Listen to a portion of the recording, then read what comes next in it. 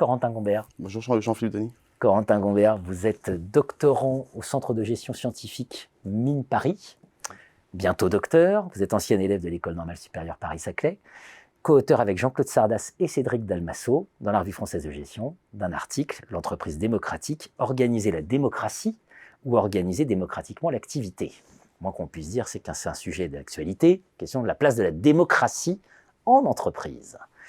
Et comment on en vient d'ailleurs, première question, à travailler sur cette question de la démocratie? D'une part, il s'agissait d'un intérêt personnel, que j'ai eu le plaisir et la chance de travailler dans une entreprise qui est une SCOP, donc, qui est une société coopérative et participative. Et donc une SCOP, pour expliciter un petit peu, j'y ai été durant mon projet doctoral, et une SCOP est une entreprise qui est détenue en majorité par ses salariés, qui disposent d'un pouvoir de décision suivant le principe une personne, une voix, et qui se partagent la valeur ensuite à la fin de l'année, en donnant une partie aux actionnaires, qui sont eux-mêmes aux sociétaires dans la SCOP, une partie aux salariés par la participation et l'intéressement, une partie à l'entreprise, ce qui permet l'autofinancement de l'entreprise. Et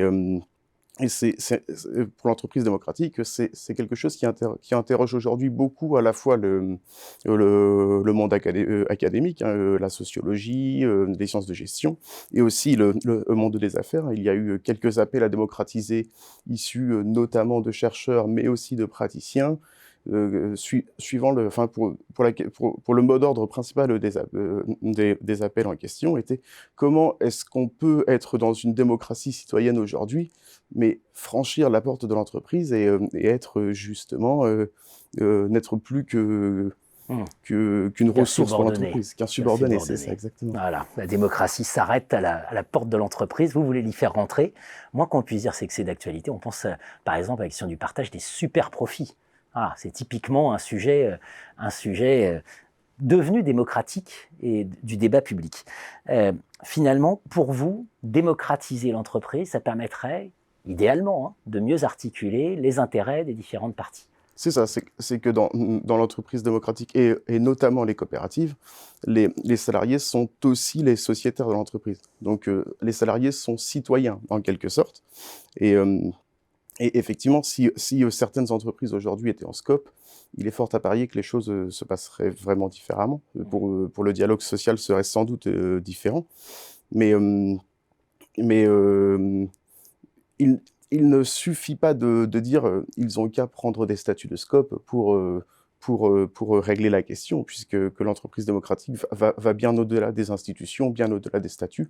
Et si on se cantonne aux statuts, on va droit dans le mur, et c'est ce que nous montre la littérature sur le sujet, puisque que l'objet de la démocratie en entreprise, c'est d'arriver à concilier d'une part un projet sociopolitique, donc le projet de démocratiser l'entreprise, avec une activité productive. Donc ce qui sont deux choses qui peuvent apparaître radicalement opposées. Et ce que nous dit la littérature, c'est que c'est porteur de risques, de risques qu'on appelle dégénérescence démocratique. Donc c'est soit d'un côté, il y a une concentration des pouvoirs et un abandon des pratiques démocratiques qui sont jugées trop lourdes, qui ne permettent pas de faire fonctionner l'entreprise efficacement et qui mettent en danger sa pérennité économique. Ou d'un autre côté, une sous-efficacité de gestion, c'est justement si la concertation est trop longue, trop compliquée, trop lourde, faut quand même que l'entreprise fonctionne. Et ça peut mettre en danger aussi de ce côté-là, au niveau de l'efficacité de gestion. Donc à partir de là, ce qu'on se dit, c'est qu'il faut dépasser les institutions, qu'il faut repenser l'organisation, qu'il faut chercher à trouver les bons compromis entre les différentes modalités d'exercice de la souveraineté des travailleurs dans l'entreprise.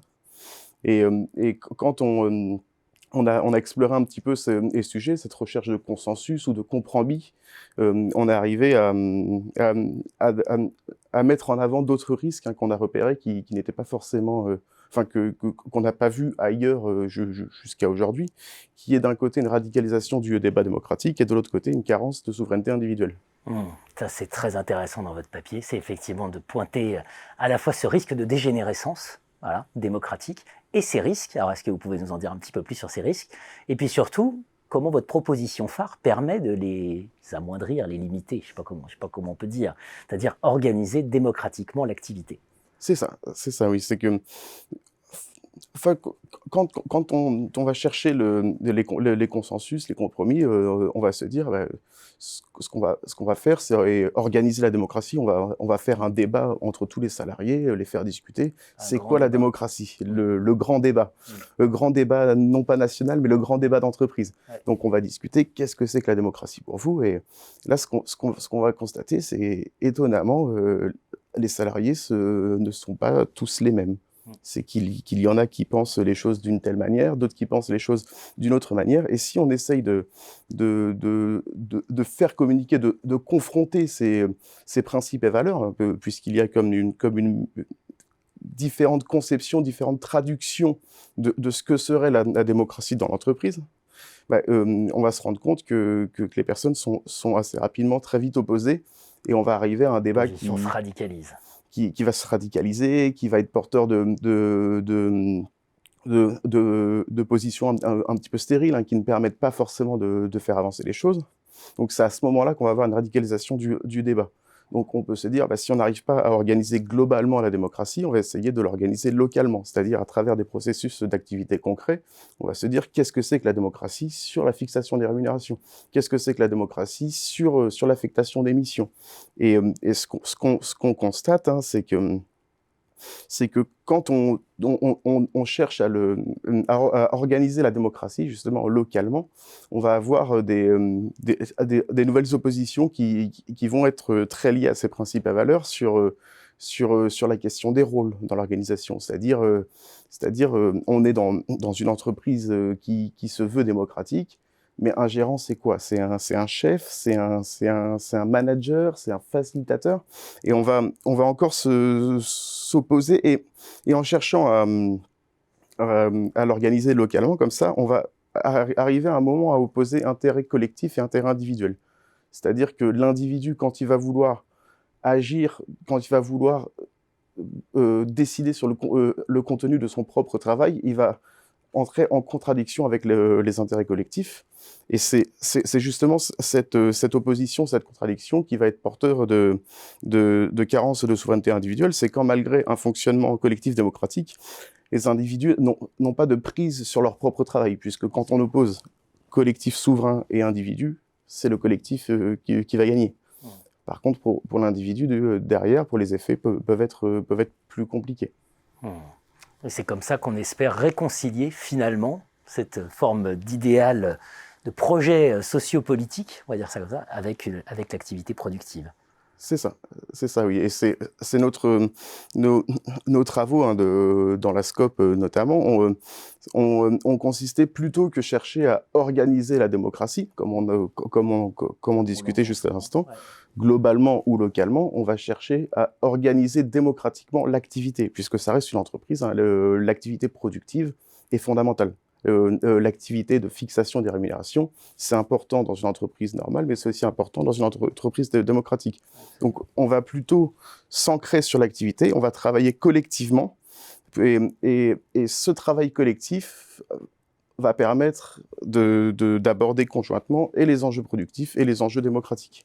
Bien sûr. Et le pari qu'on fait à ce moment-là, c'est que concilier activité productive et projet, pour le pari qu'on fait, c'est que cette démarche, en organisant démocratiquement l'activité, va permettre de concilier activité productive et projet sociopolitique, et peut-être même d'apaiser le dialogue social lorsqu'il est compliqué. C'est vrai que l'on pense aux fameux travailleurs de première ligne, qu'on a vu en action, les invisibles. Raisonner sur l'activité, ça conduit nécessairement à visibiliser. Voilà. C'est ça, exactement. Et on leur donne voix au chapitre, et sur le contenu de leur propre travail, et sur le contenu du travail collectif, de l'activité collective.